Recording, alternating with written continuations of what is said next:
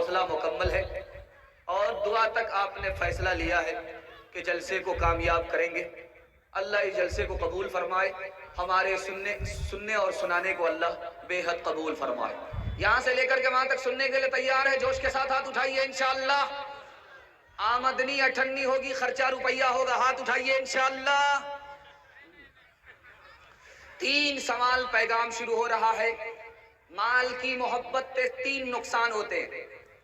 پیسہ جیب میں ہے تو ٹھیک، دل کے اندر اتر گیا، مال سے محبت ہو گئی، 3 نقصان اٹھانے پڑیں گے۔ پہلا، دوسرا، تیسرا نقصان کیا ہے؟ یہ میرا پہلا سوال ہے۔ مال فتنہ ہے۔ فتنہ کب ہے، کیسے ہے؟ 3 وجہ سے مال فتنہ ہے، مال و دولت فتنہ ہے۔ وہ پہلی اور دوسری اور تیسری آخری وجہ کیا ہے؟ یہ میرا دوسرا سوال ہے۔ آمدنی کم ہو رہی ہے، آبادی بڑھ رہی ہے، مسئلہ حل کیسے ہوگا؟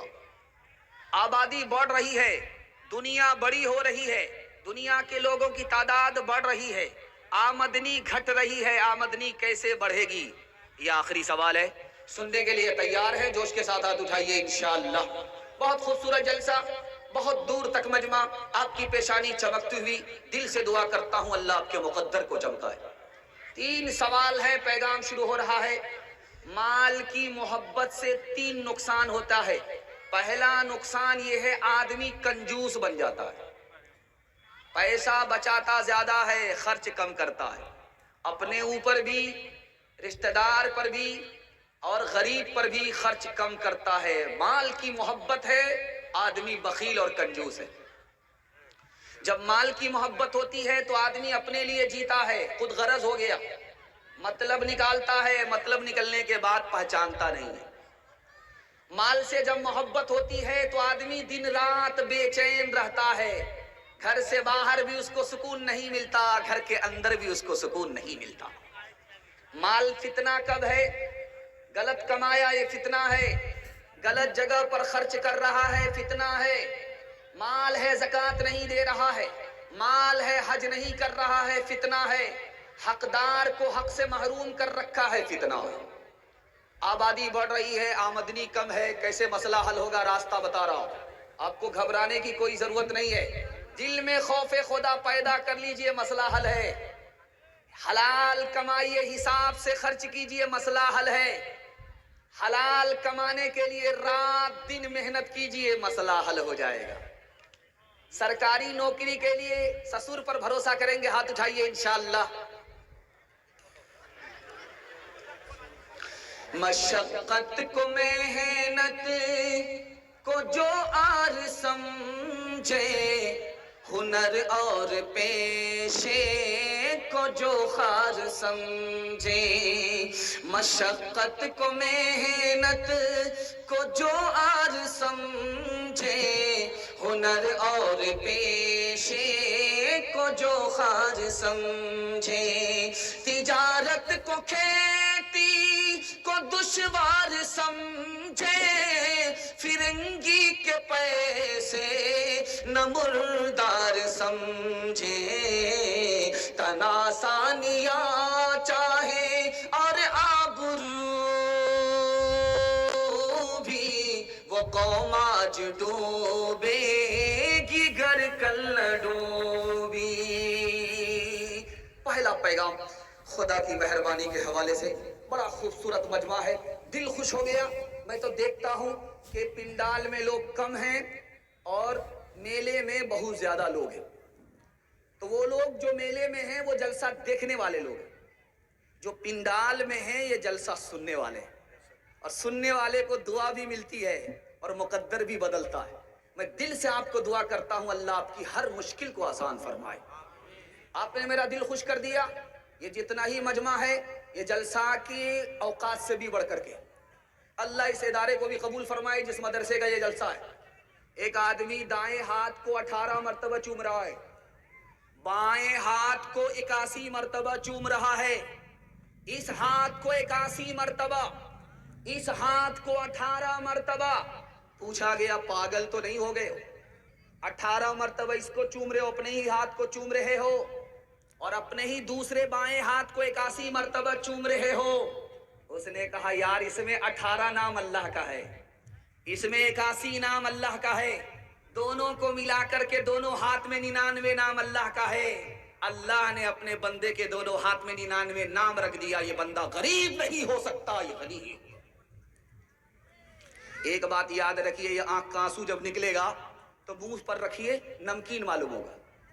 آنکھ سے آنسو ٹپکے اور منہ پر لے کر کے اس کو دیکھیے، زبان سے سٹا کر کے دیکھیے، یہ نمکین ہوگا، میٹھا نہیں ہوگا۔ آنکھ کا آنسو نمکین ہے، میٹھا نہیں ہے۔ جانتے ہیں کیوں؟ اگر آنکھ کا پانی میٹھا ہوتا تو یہ آنکھ خراب ہو جاتی، اس میں زہر پیدا ہو جاتا، بینائی بھی ختم ہو جاتی، آنکھ بھی خراب ہو جاتی۔ اللہ نے زندگی بھر کے لیے آنکھ کی حفاظت کے لیے آنکھ کے پانی کو نمکین بنا دیا، اتنا بڑا مہربان خدا۔ آپ بمبئی سے آئے ہیں، دیکھ کر کے وہاں سمندر ہے، سمندر کے پانی کو چلو میں لے کر کے دیکھیے، حلق کے نیچے اتاریے، نہیں اترے گا، اتنا کھارا نمکین ہوتا۔ لیکن وہی پانی جب بادل آتا ہے اس کو سمندر سے اٹھاتا ہے، اٹھا کر کے جب آسمان کی بلندی پر لاتا ہے، وہ سمندر کا پانی جو حلق کے نیچے اتر نہیں رہا تھا، سمندر کے بادل نے سمندر کے پانی کو آسمان پر لایا، اور وہ پانی جب زمین پر آ رہا ہے تو اللہ کی قدرت نے اس کو میٹھا کر دیا۔ ایک آدمی دارو پی کر کے گھلٹا ہوا تھا، پیشاب کی نالی میں پڑا ہوا تھا، ایک آدمی نے زور سے لات ماری، نالائق کہیں کا، ضرور بہت بڑا پیکڑ ہوگا، یہ ایک گلاس نہیں، 2 گلاس نہیں، پوری بوتل پی کر کے سویا ہوا ہے۔ اٹھ کر کے بیٹھ گیا، کیا ہوا؟ آج سورج نکلا ہے کہ نہیں نکلا؟ کہاں نکلا ہے؟ کہا کدھر سے نکلا ہے؟ کہا پورب سے نکلا ہے۔ کہا سبحان اللہ، الحمدللہ، ماشاءاللہ۔ ارے کیا ہو گیا؟ پٹنہ سے آ رہا ہے یا رانچی سے آ رہا؟ نشے میں تھا، ابھی نشہ ٹوٹا تو کہتا سورج نکلا، سورج پورب سے نکلا تو مارے خوشی کے سبحان اللہ پڑھ رہا ہے۔ کہا اگر سورج نکل رہا ہے اور پورب کی طرف سے نکل رہا ہے تو اس کا مطلب ہے ابھی توبہ کا دروازہ بند نہیں ہوا ہے۔ نشہ کر لیا، بھٹکا ہوا تھا، کسی کی یاری میں نشہ کر لیا، لیکن توبے کا دروازہ مالک نے میرے لیے کھول کر کے رکھا ہے، توبہ کرتا ہوں، آج کے بعد دارو نہیں پیوں گا۔ جگر مراد آبادی آئے، کہا حضرت میرے لیے دعا کیجئے کہ میری دارو چھوٹ جائے۔ دعا ہو گئی، نگاہ مرد مومن سے بدل جاتی ہے تقدیریں۔ دعا ہو گئی، دارو چھوٹ گئی، ڈاکٹر آ گئے، حضرت دارو مت چھوڑیے، اگر آپ دارو چھوڑیں گے مر جائیں گے، دارو پینا ہوگا زندہ رہنے کے لیے۔ تو کہا یار اگر دارو پیئیں گے زندہ رہیں گے کتنے سال؟ کہا 40 سال سے بھی زیادہ زندہ رہیں گے۔ کہا اگر دارو چھوڑ دیا تو کتنے سال زندہ رہیں گے؟ تو کہا 4 سال۔ کہا بھاڑ میں جائے 40 سال کی زندگی، دارو پیوں گا خدا ناراض ہوگا، اس زندگی پر میں لات مارتا ہوں۔ 4 سال میری زندگی بچے ہیں، دارو چھوڑ کر کے خدا کو خوش کروں گا، ناراض نہیں کروں گا۔ ہاتھ اٹھا کر کے وعدہ کیجئے انشاءاللہ آج کے بعد ہمارا سماج دارو سے پاک ہوگا۔ ہاتھ اٹھائیے انشاءاللہ۔ کوئی پلائے گا تو چھوڑیں گے نہیں، ہاتھ اٹھائیے انشاءاللہ۔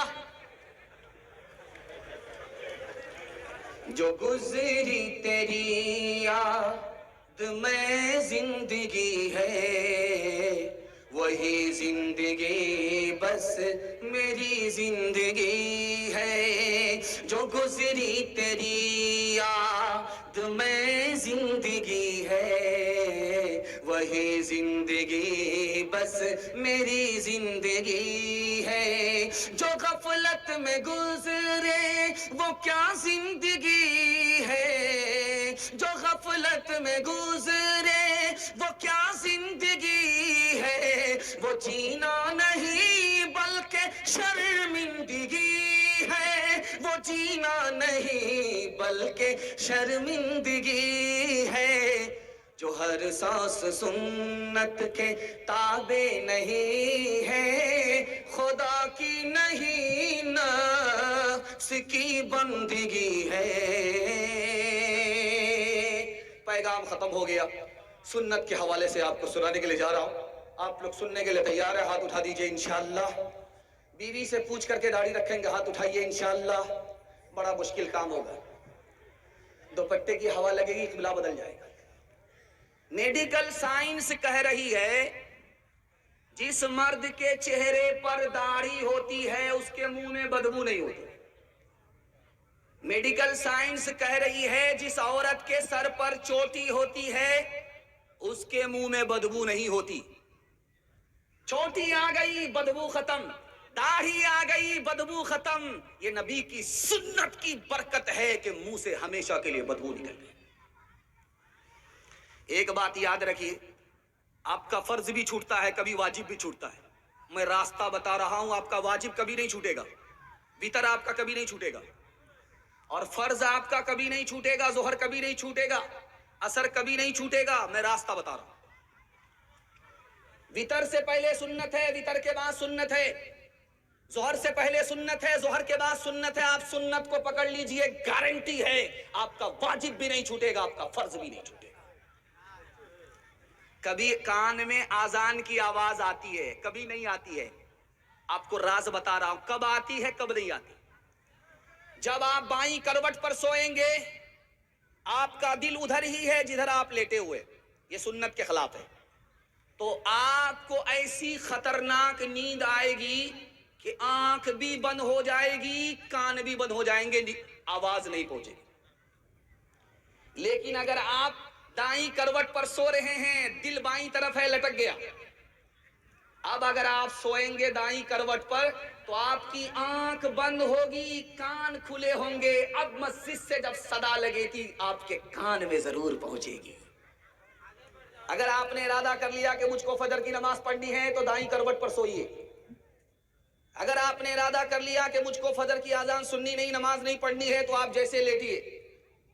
یہ سنت کے مطابق سونے کا نتیجہ ہے کہ آپ دائیں کروٹ پر سو رہے ہیں, اللہ آپ کے کان میں اذان کی صدا پہنچا رہا ہے. جب مردہ قبر میں لیٹتا ہے تو اس کا منہ کبھی قبلے کی طرف رہتا ہے, کبھی قبلے سے ہٹا دیا جاتا ہے. کون سا مردہ ہے جس کا قبلے سے ہٹ جاتا ہے؟ کون سا مردہ ہے کہ قیامت تک کے لیے ان کا چہرہ قبلے کی طرف رہتا ہے؟ جس نے نبی کی سنت کو ہاتھ سے پکڑا, دانت سے پکڑا, وہ مرنے کے بعد قبر میں لیٹتا ہے, قیامت تک کے لیے اس کا چہرہ قبلے کی طرف رہتا. جس نے زندگی بھر نبی کی سنت سے منہ موڑا, مرنے کے بعد 1000 اس کا چہرہ قبلے کی طرف کر دیا جائے, لیکن اللہ اس کے چہرے کو قبلے سے موڑ دیتا. باپ آیا بیٹی کے پاس, مبارک ہو رشتہ مل گیا. کہا کیسا رشتہ ملا؟ کہا لڑکا سونار ہے, سونے کی دکان ہے, تم کو زیور پہنائے گا, کان میں الگ, گلے میں الگ, بازو میں الگ, بوجھل کر دے گا. مبارک ہو بیٹی, 7-17 ڈبیا تیل جل گیا اس داماد کو ڈھونڈنے میں, وہ رشتہ مل گیا.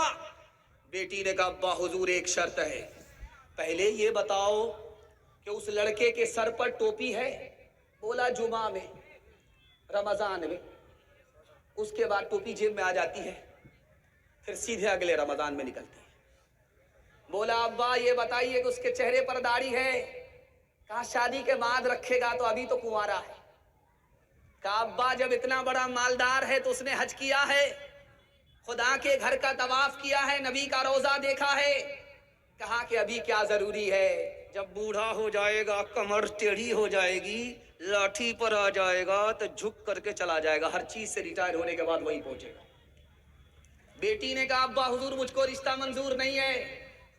جس لڑکے کے سر پر ٹوپی نہیں ہے اس کا مطلب وہ خدا کا لحاظ نہیں کرتا. جس لڑکے کے چہرے پر داڑھی نہیں ہے وہ نبی کا لحاظ نہیں کرتا. اور جس لڑکے نے خانہ کعبہ کا طواف نہیں کیا اس کو خدا کا لحاظ نہیں ہے. اگر میں اس کی بیوی بن گئی, اس سے میرا نکاح ہوگا, میرا لحاظ نہیں کرے گا. ابا حضور مجھ کو یہ رشتہ منظور نہیں ہے, ہم کو سونا نہیں چاہیے, نبی کی سنت چاہیے. ایک کنوارا گھر سے باہر نکلتا ہی نہیں. اس سے پوچھا گیا بھائی گھر سے باہر کیوں نہیں نکلتے ہو؟ کہا لڑکیاں چھیڑتی. جب گھر سے باہر نکلتے, ابھی آپ آئیے راستے سے, تو عورت بھی سٹ کر کے چل رہی ہے, مرد بھی سٹ کر کے چل رہا ہے, پتہ ہی نہیں چل رہا ہے کہ شوہر ہے یا بیوی ہے یا کوئی اور ہے. سٹ کر کے مرد بھی چل رہے. میں ہاتھ جوڑ کر کے آپ لوگوں سے کہتا ہوں, ہاتھ جوڑ کر کے, آئندہ جب جلسہ کیجئے گا تو جلسے کی ترتیب کو بدل دیجئے. بہت بڑا آپ کو نقصان اٹھانا پڑے گا, پوری بستی آپ کی بدنام ہو جائے گی. آپ جب جلسہ آئندہ کریں گے تو دوپہر میں ایک مقرر کو بلا کر کے عورتوں کا بیان اسی پنڈال میں کرا دیجئے گا, اور آئندہ کبھی بھی عورت کو رات میں آنے کی اجازت مت دیجیے گا. یہ بوسی گاؤں ہے. ایک لڑکا 4 بار لڑکی کو اٹھا کر کے بھاگ رہا تھا, اس کو پکڑا گیا, عزت آبرو اللہ نے بچا لیا. میں ہاتھ جوڑ کر کے آپ لوگوں سے کہتا ہوں, رات میں عورتوں کو مت بلائیے. آپ کو پتا ہے کہ لڑکیاں کیوں آ رہی ہیں؟ ہم لوگ آ رہے تھے, لڑکی فون کر رہی ہے, لڑکا موٹر سائیکل روک کر کے اس کو بتا رہا کہ میں آ رہا ہوں, پہنچ رہا ہوں. خدا کے واسطے آپ لوگ ایسی غلطی مت کیجیے گا. یہ جو میترا ہے قیامت تک کے لیے بدنام ہو جائے گا. دوپہر میں ایک مقرر کو بلا کر کے تقریر کرا دیجئے عورتوں میں, اور اس کو بھیج دیجئے. رات میں عورتوں کو مت بلائیے گا. جلسہ تو بار بار ہوتا رہے گا, لیکن کسی ایک لڑکی کی عزت اگر ایک بار گئی قیامت تک لوٹ کر کے نہیں آئے. ابھی جو میلہ ٹھیلا چل رہا. اور دوسری بات یاد رکھیے گا, اس پر ہمیشہ دھیان رکھیے گا, جلسہ بار بار ہوتا رہے گا لیکن عزت آبرو نیلام ہونے کے بعد کبھی واپس نہیں آئے. میں کہہ رہا تھا, لڑکا نکلنا چاہتا ہے گھر سے باہر, لڑکی چھیڑتی ہے. وہ کہتا ہے کہ حضرت میں گھر میں اس لیے رہتا ہوں, گھر سے باہر اس لیے نہیں نکلتا ہوں کہ لڑکیاں چھیڑتی ہیں. کہ 1 منٹ میں لڑکی تم سے دور بھاگے گی, تم کو چھیڑ نہیں سکتی. کام یہ کرنا ہے, کام یہ کرنا. رے بھائی سننے دیجئے, جو جس طرح سن رہا اس کو سننے دیجئے, جو جس طرح سن رہا سننے دیجئے, آواز مت نکالیے. کھڑا ہے رہنے دیجئے, کھڑا رہنے دیجئے, کھڑا رہنے دیجئے, کھڑا رہنے دیجئے, بیٹھائیے مت. جو جس طرح سن رہا اس کو سننے دیجئے, جو جس طرح سن رہا. لڑکا آ رہا ہے, کسی عالم سے کہہ رہا ہے میں گھر سے باہر اس لیے نہیں نکلتا ہوں, لڑکی مجھ کو چھیڑتی ہے. کہا لڑکی چھیڑ ہی نہیں سکتی. ایک کام کرنا ہے تم کو, کل سے سر پر پگڑی باندھ لو اور داڑھی رکھ لو, ہاتھ میں تسبیح رکھ لو, دیکھو کون لڑکی چھیڑتی ہے. یہ سنت کا کمال ہے. جیسے ہی نبی کی سنت تمہارے سر پر پگڑی کی صورت میں آئے گی, جیسے ہی نبی کی سنت داڑھی کی صورت میں آئے گی, جیسے ہی نبی کی سنت تسبیح تمہارے ہاتھ میں آئے گی, لڑکیاں تم کو بھاگ جائیں گی. لڑکی کے فتنے سے تم بچ جاؤ گے. ہاتھ اٹھا کر کے وعدہ کیجئے, نبی کی سنت کو ڈھونڈ ڈھونڈ کر کے زندہ کریں گے انشاءاللہ, انشاءاللہ.